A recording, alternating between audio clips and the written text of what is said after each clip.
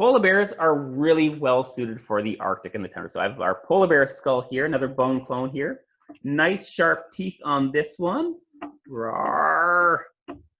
Scientists like to use the word carnivore for a meat eater.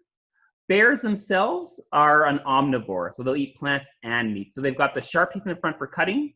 Those back teeth there are for the grinding there. So we've got omnivore teeth ourselves. Scientists have a brand new word for a polar bear. That brand new word is lipivore. Lipivore means eater of fat, because it's actually the seal fat that they eat.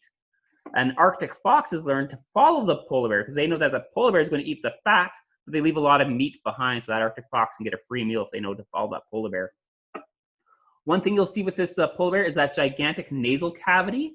A polar bear can smell a seal over 1 kilometer away, even through thick ice.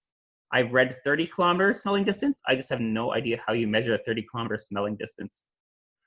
One day, I was watching Hudson before he went back to Toronto, and he's making these big loud sniffing noises. And I got on my phone, and I called Jenna, his keeper, and I said, Jenna, Hudson's doing something really weird. And she told me, Bran, leave me alone. I'm just getting to work. I'm just getting out of my car. I'm just getting back from my holidays. I don't care what your problem is. I'll deal with you later. Felt a little hurt on the inside.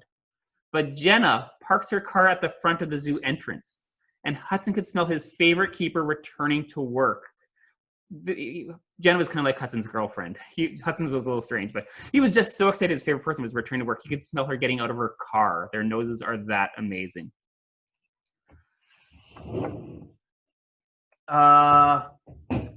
A polar bear's hair is a little bit more rough, and scientists have the fancy word of translucent or transparent. Just fancy ways of saying clear or see-through. But when all those clear hairs are side by side, it does look white, and that allows them to blend in and camouflage with the northern background of the snow. Underneath that clear hair, they do have a black skin. It's very hard to show a black skin through here, which does help absorb heat. However, people at one point thought these hollow clear hairs help transmit heat energy to that. That's been disproven, but they do have that black skin, which does help them absorb heat. Just hair has nothing to do with that transmission. What else do I have for polar bears? I have the polar bear claw, which is designed for gripping the ice and the seals, very much like a triangle shape. Very different to other polar bears, whereas a black bear is hooked and designed for climbing, and the brown bear claw is long and designed for digging. So all bears are sort of adapted for their own habitats, their own areas, and so this polar bear has to be adapted for gripping on the ice there.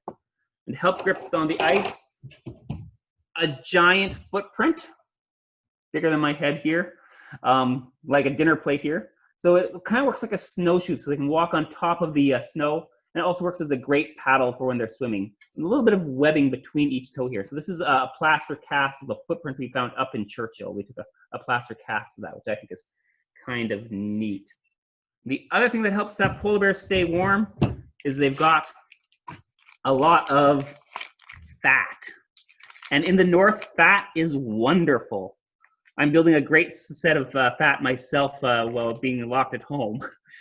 And so fat has a couple of things for bears. Fat is energy. So that polar bear is up in the north. They're hunting the seals when the ice freezes. And in the summer is when they go into their sleep. And it's more of a sleep walk for the polar bear. A mother bear, if she's having a cub, she will actually spend about 8 months without eating. And she's using all this fat energy that she builds up over the winter. So that's why having the ice is so important for them, so they can get this layer of fat. Not only is fat energy, fat is also a blanket. It keeps them nice and warm. That's insulation. And they can have about 10 centimeters of fat on them, and some a little bit more than that. And finally, not only is it energy and a blanket, it is also a life jacket. It helps them to float. And so it helps them move in the water there. So everyone should have more fat on them.